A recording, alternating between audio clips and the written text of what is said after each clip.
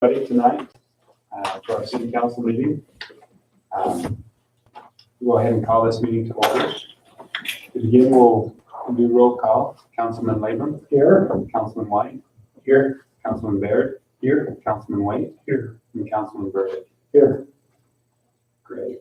There is a roll call going out amongst the citizens. If you take an opportunity and make sure that you put your name there, that would help us with our minutes.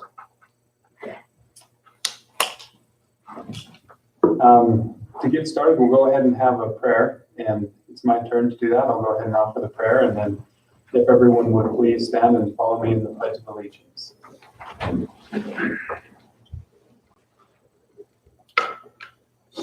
Our dear Heavenly Father, we come before Thee this day. We're grateful, Father, for the many blessings that Thou hast given us, for this opportunity we have to meet as council members, as staff, and as citizens of Roosevelt to discuss the needs and concerns of our town.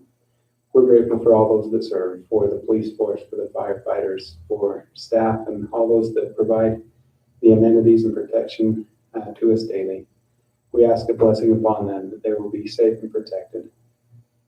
We're grateful for the freedoms we enjoy. We're grateful for this opportunity we have to discuss the issues of our town and to look for ways to improve and do better. And we ask Thy guiding spirit this night. We're grateful for all the citizens that volunteer and participate and make this place a great place to live. We ask for this blessing this night and do so in the name of Jesus Christ. Amen. Amen. I pledge allegiance to the flag of the United States of America and to the republic for which it stands, one nation, under God, indivisible, with liberty and justice for all.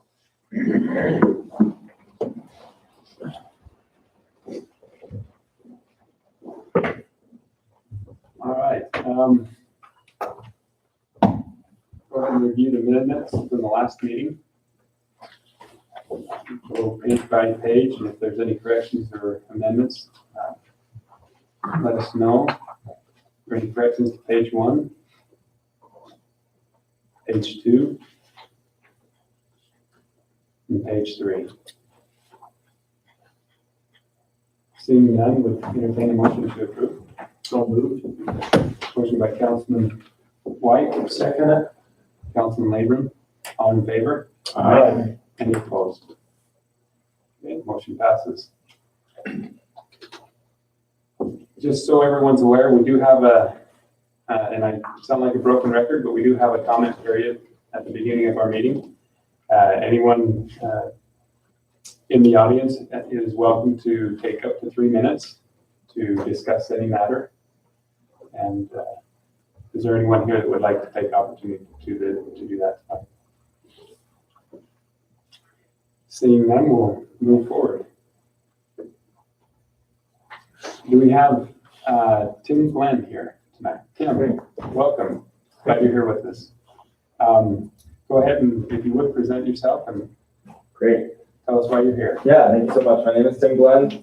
I am a legislative candidate for House District 69, which is our district. And I'm traveling through all the towns in the district just to introduce myself in an effort to, specifically going to city council, but in an effort to say if I'm fortunate enough to be elected, that I'm someone who wants to collaborate and is interested in finding solutions with local municipalities and really working closely with those entities. From my perspective, I feel like a state legislator, their main job is to bring resources back to the communities in their district. State resources, that's what they're there to do, and I would take that seriously. And just wanted to sort of introduce myself. I live in Green River. I've been there for the last 5 years. I live there with my wife and 2 kids. My background is in cultural resources. I run the museum in Green River. I'm the director there. I'm also on the Office of Museum Services board with the state of Utah.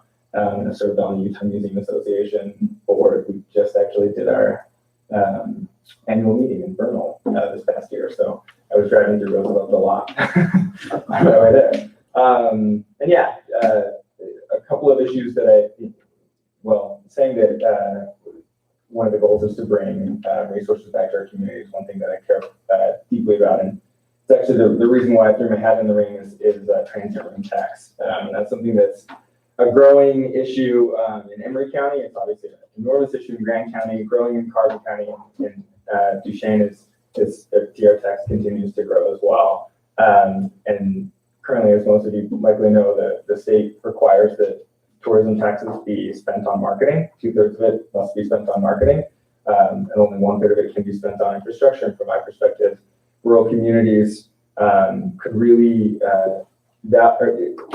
benefit from sort of flipping that on its head, or giving rural communities the opportunity to have a choice and spend up to 2/3 on infrastructure if needed. So in situations like the past few years, when we start to see a bus cycle, we'll have something that we can actually budget for and fall back on to help our infrastructure needs. And hopefully the goal is that then that leads to more stable economies and less fluctuation. That's just one specific idea, but that's just an example of how I view hopefully sort of changing code to bring state resources back to our communities.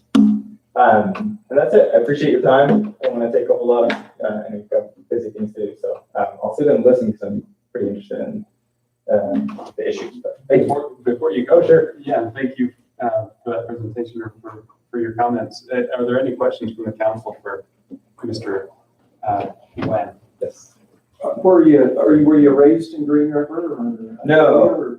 I was raised in West Jordan, Utah. Grew up in West Jordan, and took the job in Green River. I don't have any family connections there. It's just sort of I graduated from the University of Utah in 2011 and applied for 300 jobs. Was happy to get a job anywhere, and I've grown to really like Green River. So. Is the museum funded by? How is the museum funded there at Green River? Yeah, the museum is city owned, but it's primarily funded through our gift shop and through our admissions. We also have a nonprofit entity that I also manage. It's kind of a two-headed monster, and we try to raise money in any way we can through the nonprofit entity to support exhibitions and really try to raise our operating funds through admissions and gift shop sales. Great. It's about a $300,000 budget. So. Any other questions? Just a question I have, Tim, is what's your understanding of our local economy and our local economic needs here in the Basin? Sure, energy extraction, and I understand that that's the driver. And I know that it's similar in that I'll be the first to say that the basin is, it's pretty far away from where I am. I really understand Carbon County. The basin is something that I have less understanding of, but I know that it's most recently it's been natural gas, and I know historically it's driven by extraction. And yeah, you can tell me if I'm wrong, because I'm here to learn as well. I think you're pretty close. Yeah. Thank you. Sure. Duchesne County is mainly oil, and Uinta County it's mainly gas. No, it is a big difference in those when you study it anyway. So that in the extraction we produce the most oil in the state of Utah, and Uinta County produces the most natural gas in the state. So Interesting. And so is that just is that because it's just where the lines happen to be drawn, or is that policy driven? The county I think lines. it's what's in the ground, Yeah, right. how it's brought out. But Right. it makes a big difference because gas was really a leader, then it's dropped off, and oil's come back a little more, and there's a lot of natural gas in the United States in the last 5 or 6 years. Basically, findings. Right. We're very restricted with government entities, federal, state, tribal, and it really controls a lot of what happens in this district because of those entities. And do you feel like I'm sorry to it's okay to ask. Do you feel like your local representation and even national representation have been good partners, or do you feel like it's been a struggle in that regard? I felt like ours, especially the local ones, are very much. And the representatives are very much aware of what we are doing. Yeah.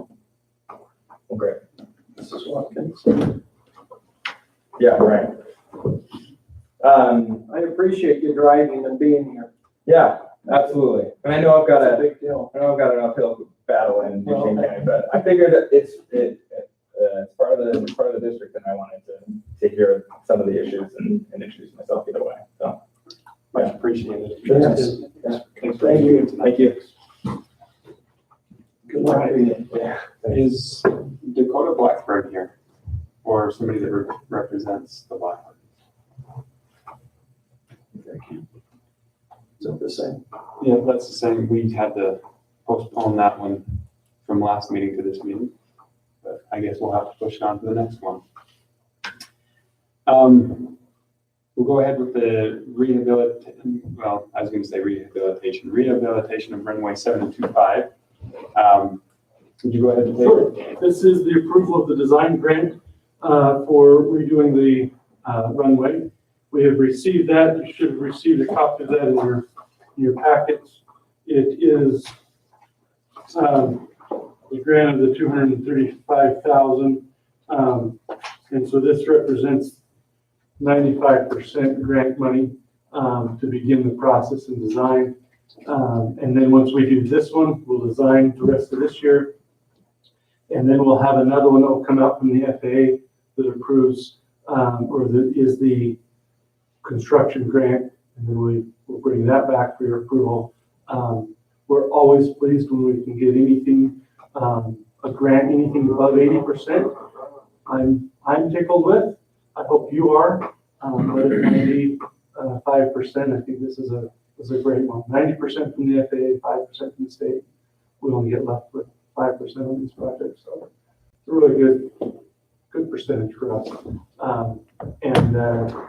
So anyway, this would be designing that moving forward. So we look for your approval on that. Would you, just for everyone that's here, would you give us kind of an idea of the overall project and kind of what our participation would be at that, just so people can get an idea? Yeah. If you have that. Well, I can roughly do it here. We're looking at about $3.5 million in a total project. And our portion of that project would be about $175,000. And that would, if all gets approved, that would redo our runway, which is priority one. Priority two is to add a parallel, to add a taxiway. And then, or partial taxiway, and then priority number three is to get a full taxiway. So if we could do that, we're looking from $175,000 to $250,000 city funds. And that's a $3.5 to $4.5 million total project. So we're looking at millions of grants as well. So. I just felt like it was, I mean, just to give you an idea of how big of a project that is and how small of an investment it is for Roosevelt City. It's a great project. Huge. It's wonderful. Are there any other questions by the council on that? All right, seeing none. Motion to approve. Motion by Councilman Wade. Second by Councilman Baird. All in favor? Aye. Any opposed? Motion passes unanimously. The next item, B, is one that I'll take and kind of present. This is something we've talked about in previous council meetings, several council meetings, and it's been a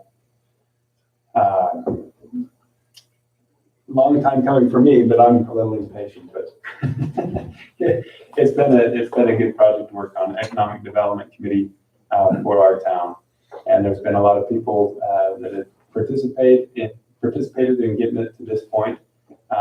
We've taken a lot of input from council, from members of the public, from our staff, and formed something that we feel we can at least get started with. Just so you know, this is a resolution, so it will not be codified, it will not be put in code yet. We thought what we would do is get it started with what we have, with the resolution that we have that covers the basics. And once we're up and going, we can fill in the more finite details, and when we're ready, codify it and put it into an ordinance for the city. So this will get us up and running and get us going. It does. So the basics of it is there will be 4 subcommittees that'll be from different sectors in the economic development sectors, and up to 15 members on this committee. They will serve for 3 years, and as soon as we get started, we'll choose a chair and most likely meet monthly. And so, are there any questions by the council on what has been presented for approval? I see some familiar faces that must be here kind of for this. Do you have any comments or those that are being solicited to be involved?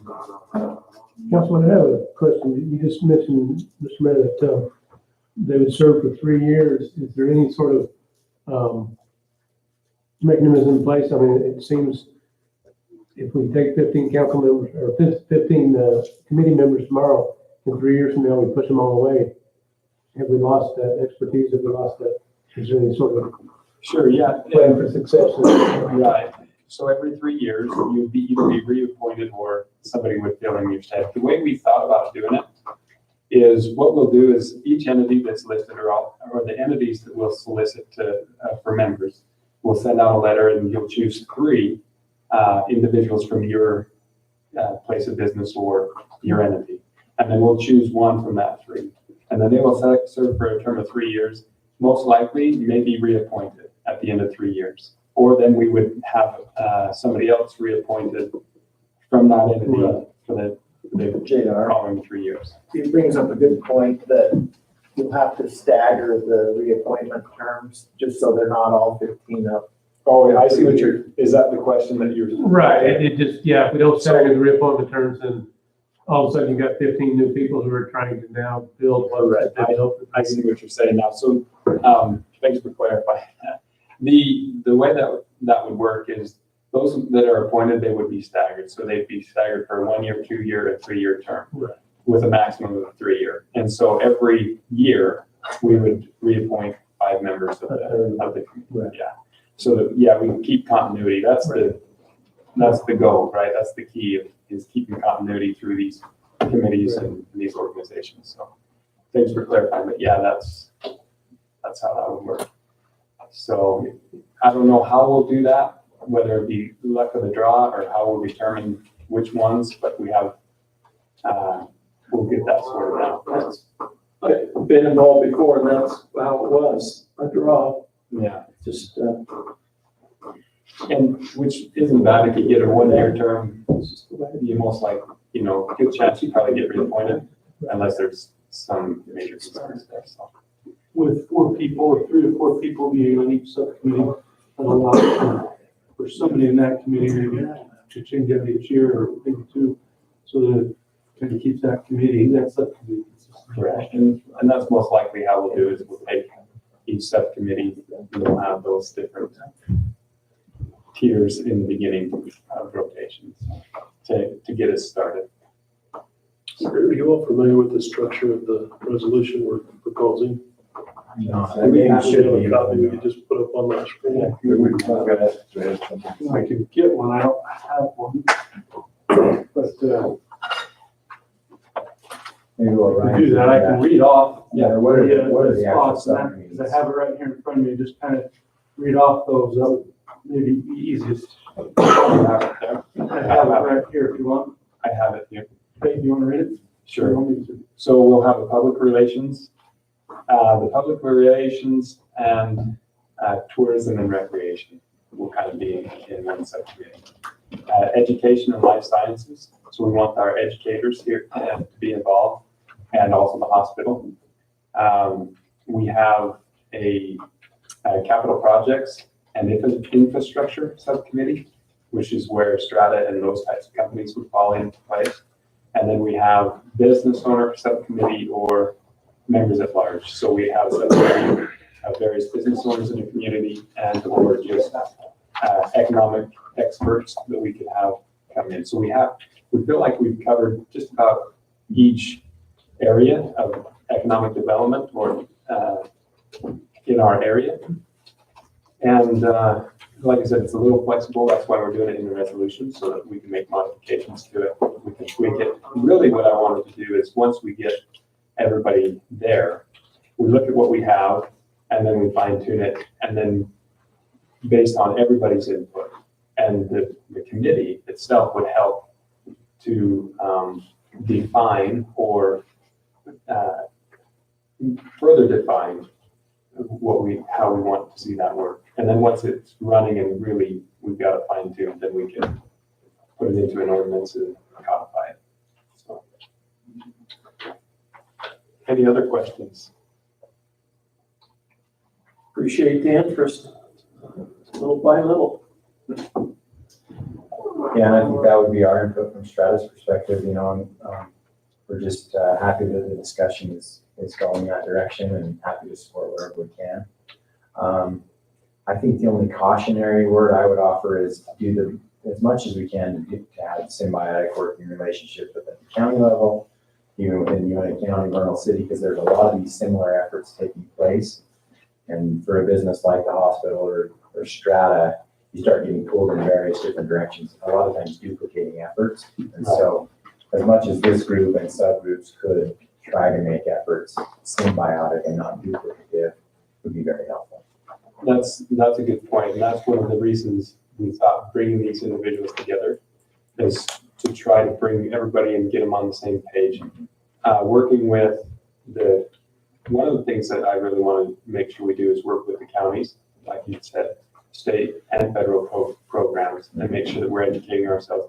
We need to make sure that we're working together as Roosevelt City so that as opportunities arise from the state or the county level, we're ready. We want to be the one that's ready to take that.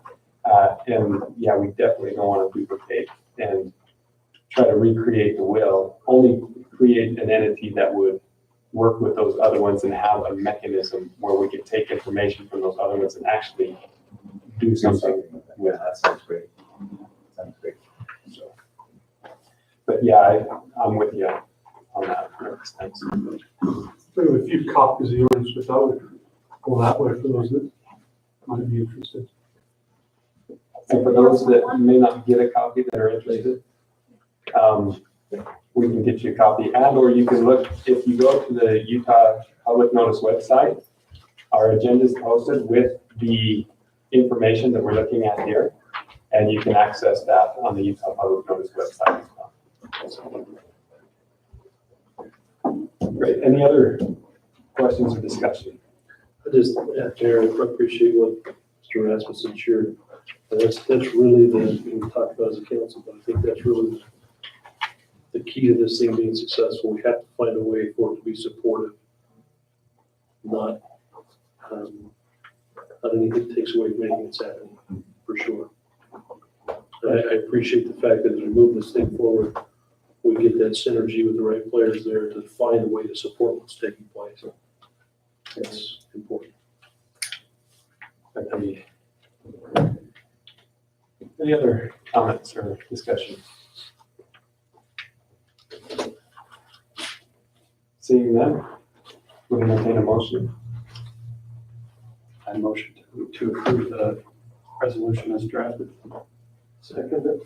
Motion by Councilman Baird and second by Councilman Labor. And we'll do a roll call vote on this. Where is the resolution? Councilman Labor. Aye. Councilman White. Aye. Councilman Baird. Aye. Councilman Williams. Aye. Councilman Burdick. Aye. Motion passes unanimously. Thank you. I'm excited and share the same concerns, but I feel like done right and with that many people and working those things out, I think this is going to be a real benefit to our community.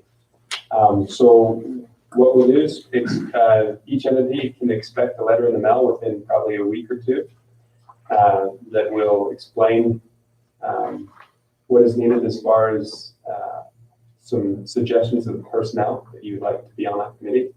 And as soon as we get those back, we'll make the appointments and get that rolling. And we'll keep you in the loop. So appreciate that. Thank you. All right.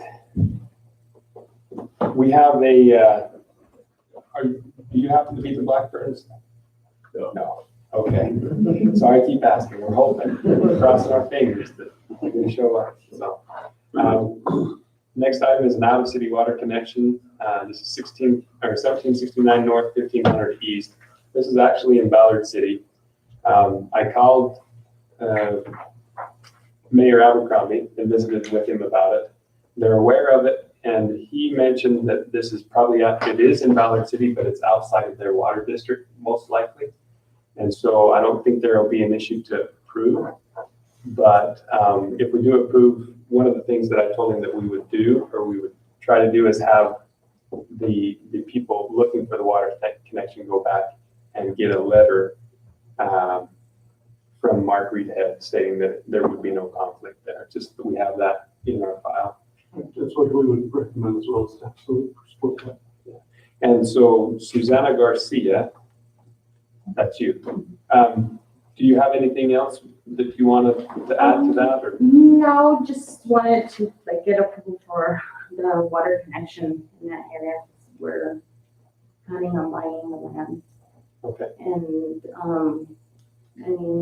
and we just want to get the utilities connected before we would like to build a house there, and we want to get it connected before. So that's all.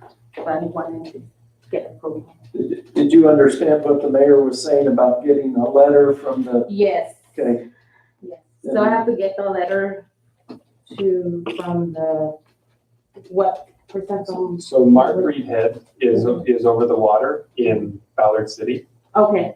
And so if we approve it tonight, Mhm. then your next step would just be to get that letter from him and bring it to our city staff. Okay. And once you get that letter to them, they will be able to Okay. issue the connection. Okay. Great.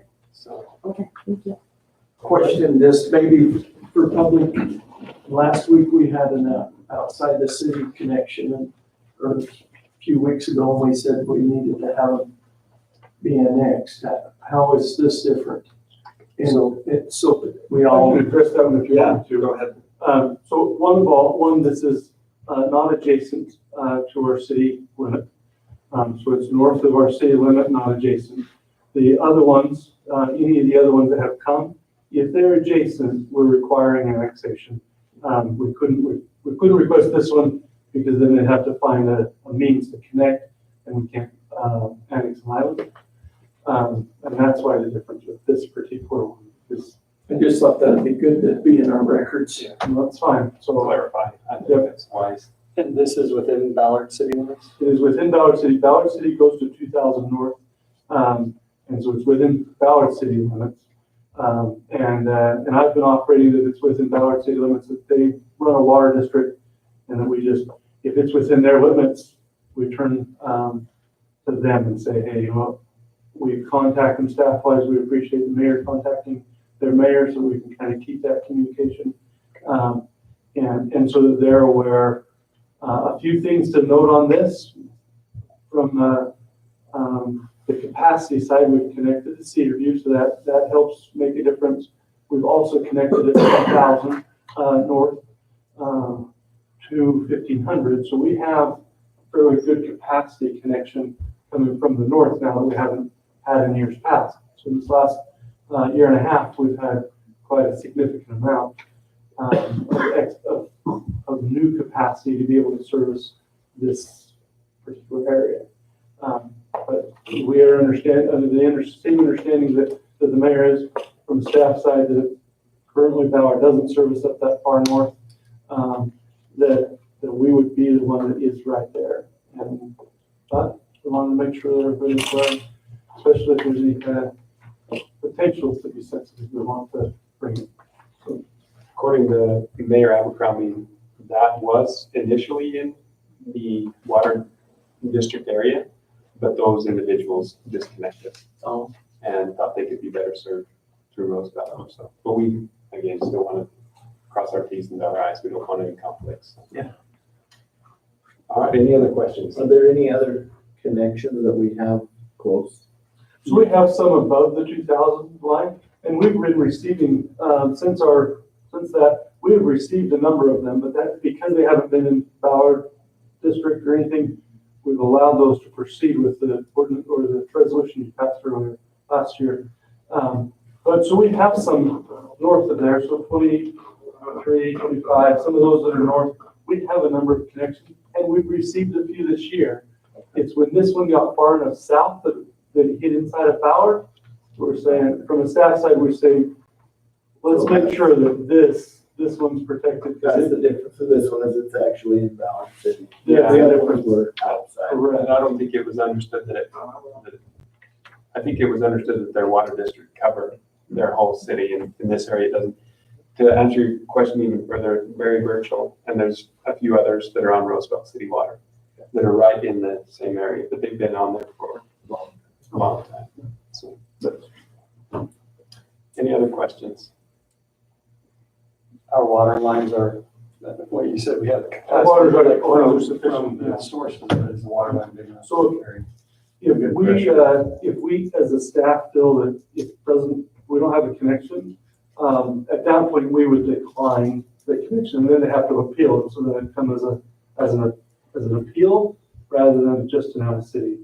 It would come that way. We would say, hey, we're gonna reject. If we don't have enough water there, we're gonna reject it. They can appeal that to you, but that would be coming through as an appeal, rather than this way, that it's coming through to you saying, hey, we've approved it. From a staff perspective, we believe that it's fine. It's just because it's out of city and what we believe to be in another water district, that was the agreement that the council the box the council had established for us. So we're operating within that. Once it's left that box, we brought it to the council to approve and go from there. So we do believe there's sufficient flow and water to provide the connection. So we would recommend that if everything's good, to proceed. It's just one question I have. We passed the resolution last year with Ballard City to encompass those things. Do we need, or should we be modifying that resolution to include this area for the future? Or is it really not needed? I think if we determine that the water district, and we will request a map from them to make sure, so that we can get that. I've already asked our public works to acquire that, so that's in the works. So at this point, once we know where the district is, then that resolution covers up to not going into somebody else's district. So at that point, I think it would be fine to operate where we're at. So I would say a problem. Maybe good to have a memorandum of understanding in place between the two entities in that area, just so that we have it on file. We don't have to have people get a letter each time. Right, where it is in Ballard City. And once we see the map of how much difference there is, that might understand. If it's only a few houses, that might be one thing. If it's quite a bit that's been taken out, that might be a different question. So, but at this point, we're investigating that. Any other questions? Seeing none, would you entertain a motion? So we're the mayor. Okay, we have a motion by Councilman Whiten. Let's, can we just make sure that the letter that she needs to get is included with that motion? I have. Okay, I'll second. second by Councilman Burke. All in favor? Aye. Any opposed? Okay, motion passes. Next is, the 800 South project. This is the paving contract that we need to award. Come on up. My name is John Barris. I'm with Civco Engineering. I have a bid tabulation for the roadway portion of the 800 South improvement project.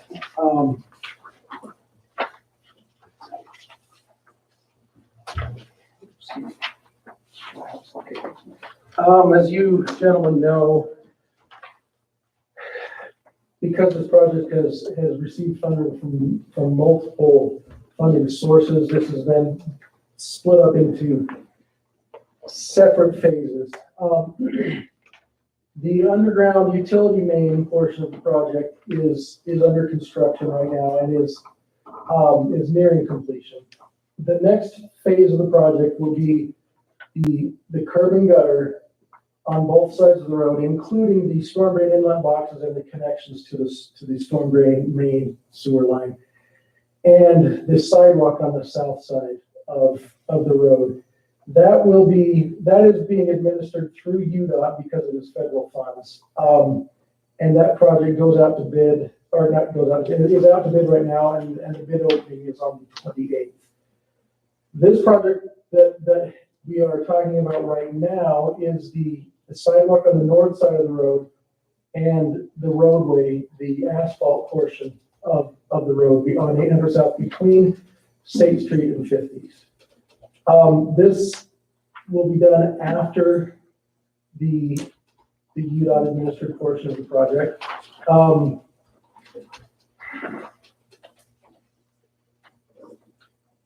And I'm not sure if there's anything else I need to let you know about that. So our engineer's estimate for the cost of this project was $508,226.25. We received five bids, and the low bid came from Verdict Construction, which was $464,842, so 91.5% of the engineer's estimate. And the high bid was $830,209.75. And the bids we received are tabulated on the next two pages. Are there any questions I can answer for me? One thing just a comment, first of all, is I love to see that many bids. Not only going out for bid, but that many bids come back. So that's a good thing. And then, is it the CBDG funds? Is the DOT correct? No, it's So that's a different one. CDBG is also federal funds, but that was what is the water line and storm drain. Infrastructure. This is actually from the Joint Highway Commission, through the Joint Highway Commission, Small Urban Technical Subcommittee. That's where these pots came from, was that. So it is through UDOT, but not through CDBG, which is a state, comes through a state block grant. And just so everybody's aware, then there's one other funding source, which is the CID, that's funding this project. So it was well put together by the staff and other individuals to get this project done. Many different funding sources. It really minimized our participation as a city, what we had to come up with out of pocket to get this project done. So another good project. Any other questions? Sidewalks and curbs on the north and south are gonna be done at different times. Is that what I? a curb and gutter will be constructed all at the same time on the north and south side of the road. Okay. The sidewalk on the south side of the road will be constructed at the same time as the curb and gutter is. Because of the limitation in funding for the joint highway project, there wasn't enough to construct the sidewalk on the north side of the road, so we pushed that section into the CIB portion of the project. And so the sidewalk on the north side of the road, which is contiguous to the curb and gutter, will be constructed with the roadway project. The roadway meaning, and the paving? Meaning the pavement. Okay. Yeah. So we were wanting to get this done. This will be the south, this will be the curb and gutters and the preparation. What is? This one is the sidewalk on the north side of the road and the pavement. And we've already let the others. So there's another one that is bidding out, hasn't been bid yet. It bids on the 28th. That's the next project to construct, not this one. So that project will actually be constructed and then this project. Okay, that's So this is not actually the next in order of construction. This isn't the next project, but it is the next one we could bid, we could understand and get out to bid we don't control the time frame of UDOT's bid system. And so at that point, they bid it out on their schedule. We do control how we bid. What's our anticipation of time on these projects? Is this like next year then? Is this, Well, hoping to be this year, but we hope that it can be done this year. It kind of depends on the contractor who was awarded the UDOT project. They have, by UDOT policy, they have 30 days to get all their bonds and contract documents in order before they begin construction. We hope that they will do it quicker than that.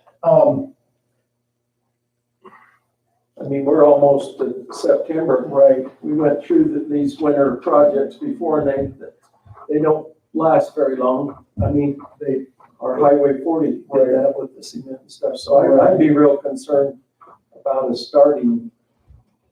I don't mean to be a naysayer, but this really concerns me about our timing of what we're going to get done on this. That's one of the different ones on Highway 40, as we have some of those and sidewalks and that, because the salt and the treatment and that, obviously, if that's a salt, we control this road. We don't control Highway 40. So once it's done and if it delayed into that winter, we understand that there are some problems. That's why we delayed sidewalks on State Street for that winter one. We delayed it on that one. We finished it this time. Our hope is to get asphalt done. If the sidewalk gets delayed into next year, not necessarily as big of an issue. We'd like to finish the asphalt this year if that was possible, but that does put curb and gutter. pretty great. I mean, that's our hope. But we're prepared if it has to go into next year. We're prepared for that. I hope Hal is prepared for that, but. I was gonna say, I think he'd rather go into next year, right, Hal? So we're hopeful that it'll go, but at this point, until we know the contractor next week, that will tell us a lot. If it's a contractor we're using and they're doing fairly quick and they're ready to go, then we're confident. If they're gonna take the maximum amount of time they can, then we might be worried. But UDOT will control a lot of that, so. I appreciate that. Thank you. We can't actually pave it though till the curb and gutters are done. Right. Just clarify for myself. Any other questions? I'm assuming the same contractors have ability to bid on the next. Yes, and we're encouraging Hopefully them we to get do some so. synergy there. And we have a few others that we've encouraged to bid there, that are doing work for us in different areas. We're encouraging those are the ones that we know. We're encouraging and giving them a heads up that this project is there and where it's at and where they can go to find information. So part of the reason we bid this now, before the UDOT project, was to give the incentive for the contractor who won this contract to bid on the other and give them incentive to start more quickly and try to get it done. I think we'll have to see if that has worked. It'll work one of two ways, won't it?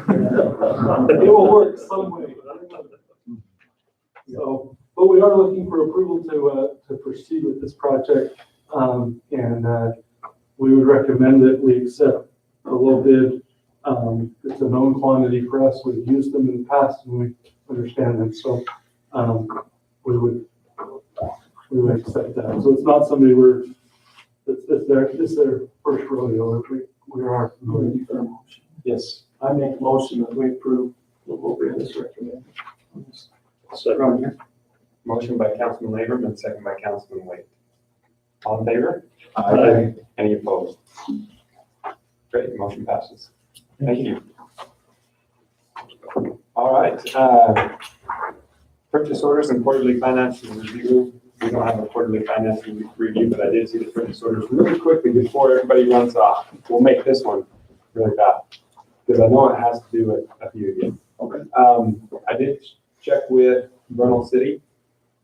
Their GIS guy has made some preliminary drawings for the shooting range, and it'll be soon that they'll want to go out and do a site inspection as well and kind of look at that. And then we have in October that NRA Right, management class. Yeah, that we'll go to. And so hopefully we'll have those drawings in place by the time we go out there and we can pick their brain a little bit, make sure that we're going down the right road. But then I anticipate after that, I don't know how much we can get done through the winter time, but then in the springtime, I think it could be rough. So let us know. We're moving forward on it. So Very good. you know how government works, but we're making progress. So That's great. Thank you for coming. thank you. Purchase orders, I did see them go down the line. Do you have any questions?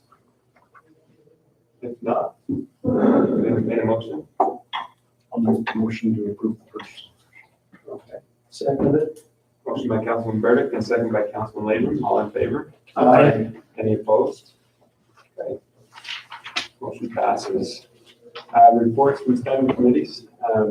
Councilman Labor, do you have any? I don't. I don't have any. Councilman Barrett?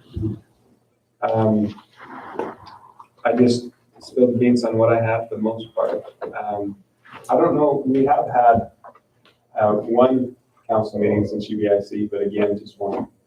That was just a great event. Appreciate all those that participated in that.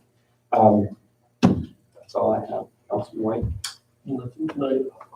and Councilman Burke. Nothing really to report on. Other than the sewer and water project is going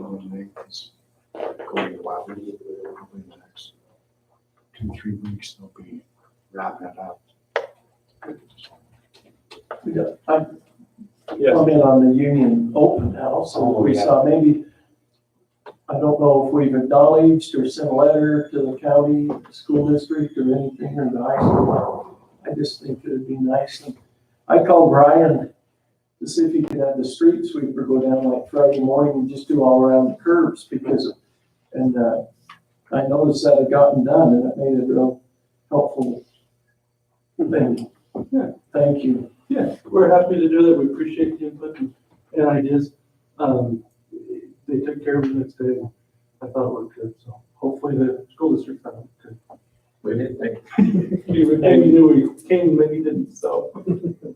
And Dave wanted to be here, and I think that he may have sent you instead, but I know they're excited for the economic development aspect too, and becoming a stronger partner and working together in not only the economic development of our city, but also in our recreation parks and those types of things. We are a partner with the school district, and I think there's a lot that we can do together. And looking forward to working more and more with the school district on those types of things. So thank you for being here. Brian, do you have anything for us? You know, I think we've talked about most of it. We continue to make progress in our water system. I don't know whether you guys know, but just kind of give you a highlight. We put in a tower to read our meters. We can read a portion of those. This last time, good or bad, it's a staff achievement, and that is we have the ability, at least on our first meter, the ability to shut off a meter remotely. And rather than having to go on site, we actually have meters, and we're transitioning to meters that will allow us to remotely shut off for non-payment. And as we start that process, it's one, safer for the guys that have to go on site, whether it's dogs or whether it's other things, whether it's conflict with the property owners. We can now have that in-house. And then as we progress on that, we'll also be able to turn it back on fairly quickly. So once they pay, we can turn it right back on. There are features in those that we can actually shut off down to a set stream instead of totally shut off. So there are potentials that, if it's winter and it's freezing, instead of a complete shut off, we can actually turn it to a low flow, just a small amount, and allow them still livelihood, but not comfort of much water. So they don't freeze. We don't want anybody to freeze in the winter. But we're having a lot of ability from our tower, and that installation has really started our advancements to where we can be. The next phase of that is being able to install what are called gateways. And we have a dozen of them that we can install. And what they'll do is they will tell us on a regular basis, they will report the pressure and the volume that's going through there. With that information, we can now track where something would happen. What we haven't had before is that if there's a pipe that bursts, we have to go looking for where the water's at. This way, we would have the ability to say, oh, the pressure has just dropped tremendously in this area. We can isolate ourselves and give better response. So we're making some significant progresses in our technology side. So that for us is a really good improvement. The one thing that hasn't been talked about is the East Elementary. We are working on that. Moon Lake was there today moving the power poles. We hope to have it completed before school started. We're probably going to be a week or two behind that because of the conflicts with utility infrastructure that was there. So anyway, our public information newsletters, if you haven't subscribed to that, we encourage people to do so. That is a way in which we are distributing the information. And so our subscribership is continuing to go up every time. As we've done our satisfaction surveys, that's one, having information come through an email rather than just through Facebook or different ones. We're actually improving quite a bit on our public information, keeping our public informed. One other thing that we as staff have discussed and we'd like to move forward on, and want you to know this, so if you have any questions or concerns, we have a few areas in town that we believe qualify for abatement. We would like to start on 3 or 4 of those areas. We have some that the house fires burn and gutted the building. Now it's a hazard to the neighborhood community, and we'd like to proceed through the abatement process, which is a long legal process. But once we go through that process, we have a few actually. I know there's one. But this one maybe there. We've had some cleanup, but we've had one on 400 North that got cleaned up before we got through the process. But because it's a citation process, There's still one on the 400 North with all the trees growing. It's becoming a real hazard to the neighborhood and that, and they don't want to do anything. they don't want to do anything. But I think that one's still occupied. She's out of it right now. Is she? But it's much a hazard as other. Yeah, and there's some, whether that's trailers that are rundown trailers. So we can do all these at one time? We're looking So we to can save some. kind of proceed through. They'll all be their own tracks. Yeah. But as we go through, we might as well side pick up. And so we're kind of picking off some of those kind of things. And if there are specific ones, you think, hey, you ought to consider this one, let us know and we'll work on those. It'll be a long process, so we'll talk about some of those kind of things. But anyway, just so you're aware, we may put old hotels on, or we may put other things on, and look at things like that. So we're trying to help clean up some of that stuff. So anyway, just kind of give you a heads up. And from there, that's probably some of my report. I do have one item for closed session when it's appropriate. So Can I ask you one question? yes, On the water meter tower management, where are we on, in relation to other cities our size? Are we like ahead of the curve on this management? I think as we move into this, we're getting to be ahead of the curve. We have been behind the curve, we're somewhat, but I really feel that we're getting ahead of the curve. So I would say we're probably ahead of the curve, and that's where I'd like to be. So yeah, I think we're ahead. We're moving on the not the early adoption, but in that first phase of adoption. So. A question on that too, that popped in my head, and I appreciate the question that Councilman Burdick, but on those meters, so I know a third of them are read by the tower. Right. And do we have to do anything different to those meters to be able to adjust the volumes or to shut them off? Is that an upgrade or is that So, different? so it would actually change the meter to actually have the ability Okay, to shut. so it's a So different. reading meter. it, right, at this point, it's the radios are able to, we're getting more and more. And as we keep replacing and moving that along, we'll move more. So the into it. initial third was just What we sending the had, signal to read. Right. The ones that will go into will have the ability to. we can work on those. And again, what we'll do, those Will we be can actually automated, control that way. We'll start putting in to those that are habitual offenders of non-payment. So we We'll may start not do everyone. And you can just, We probably will never do this. okay. Or any of yours. We probably won't ever do any of yours So that what you're way. saying is if I stop paying, you're not going to Then shut the we- water off. Well, if you stop paying habitually, then maybe we'll put it in. No, I got you. I just wanted to understand that. But we would start with those that are habitual. Yeah. And that's the ones we'll start with, because that's where we'll have the best, benefit for those kind of users. Will there be any kind of an impact on what we need to charge for impact fees for new water hookups if we start using a new? No, so the price of the meter is fairly similar to what, a current price of the meter is. They're just the newer ones are better technology. We have a lot in the ground and we put them in over time. A few years ago, we started installing a newer advanced meter that would allow us to read by a tower someday. We started putting those in instead of putting in the ones that couldn't. And as we've done that, once we put in the tower, now we can start to read those. Now as we continue to upgrade, we'll have more that we can read.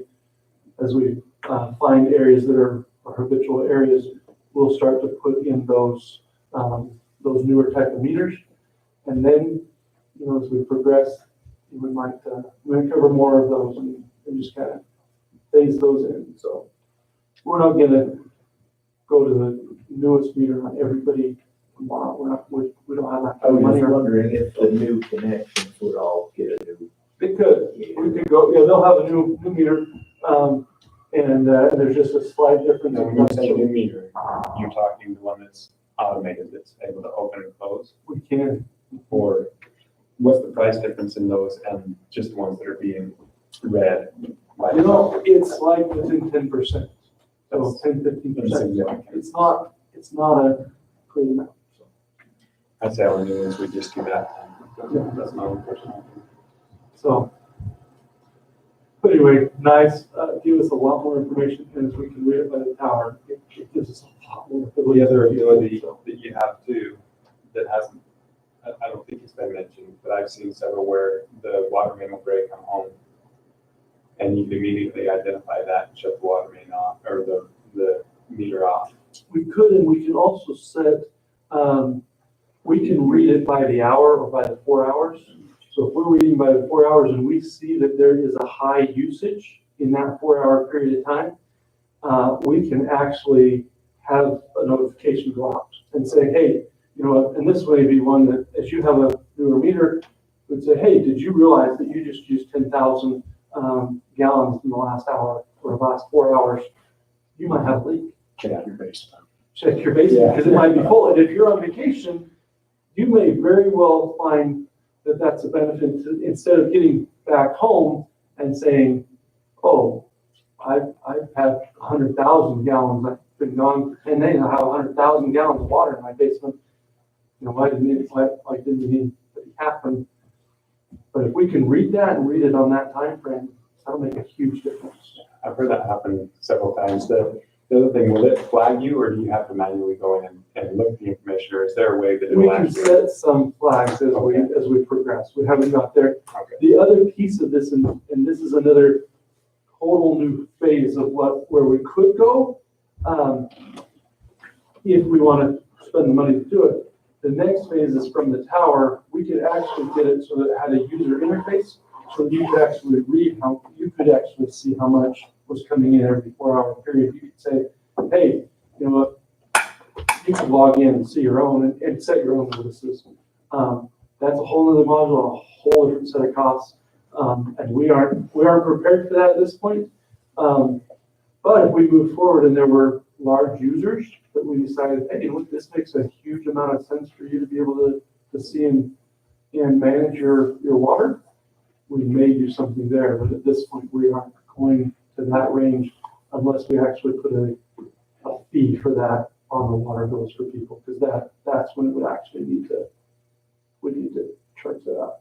So Sounds like what we have so far is sufficient. we love what we have so far, I and hate to ask so many questions, I just wanted to understand. no, it's fine. So anyway, I think I think we have exciting things in each of our areas, but that's one just kind of highlight to you, because we really are making great strides that way. So, good.